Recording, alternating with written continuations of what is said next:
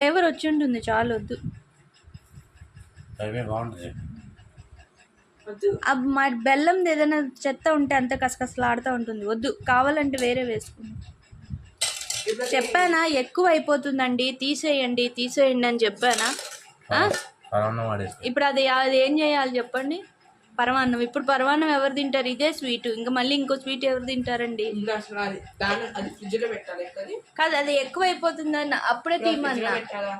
ఇడ్లీ పెట్టినట్టు పెట్టాలి. అది ఎక్కువ అయిపోతుందని అప్పుడే చెప్పా. అక్కర్లా, సరిపోతుంది. పొంగదు, ఉడుకుతుంది.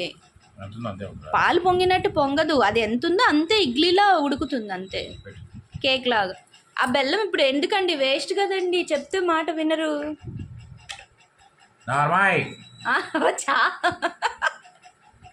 మన ఇద్దరికి సెట్ అవ్వదు అది.